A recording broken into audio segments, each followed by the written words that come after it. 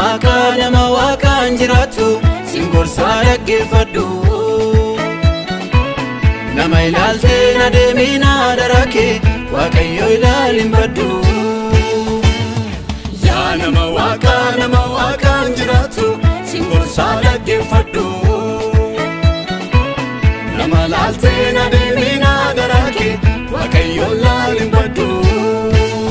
Akka gaarrarraatti geeddarama amalli ilmaan namootaa. Mana waaqatti bitee wal gurgura hunduu dhokachoo taphata.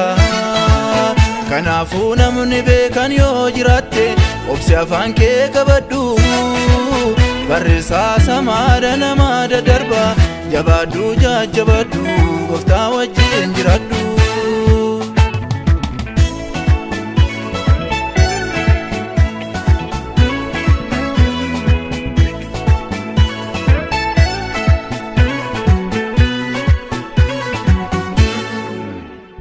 Bisii keessaa bisiin kan koo dhaabatte eessaan kaanitti kufanii biftuu fardee surjoonni 11 anoomaaf sagadanii jedhee dubbaate Yoosef namni waaqa raajii Gooftaan itti mee mudoo biraan qabu kanaaf jibbame abaaramaa jedhame boollattis kan gatame.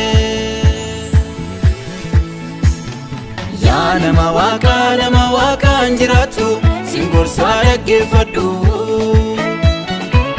Nama ilaaltee na deemii na darake Waaqayyo ilaalin baddu.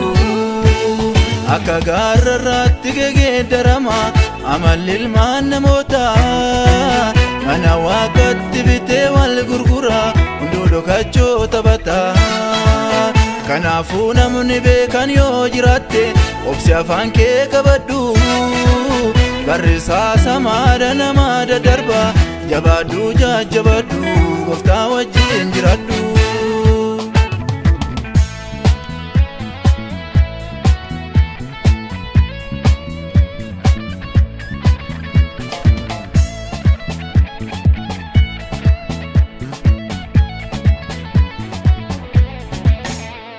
Nama duratti jibbamaa ta'aniif gatamanii nafanii innuufammoo guyyaan akka qorichaa itti barbaadamanii.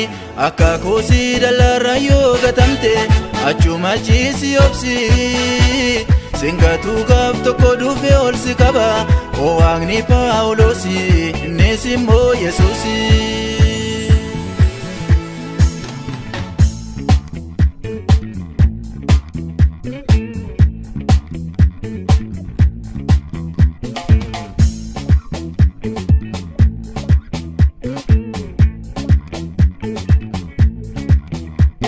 Raajii Gooftaa ma dubbattaa jedhanii Yoosefis hin jibbanii obboleeyyan saboollatti gatanii baasanis gurguranii.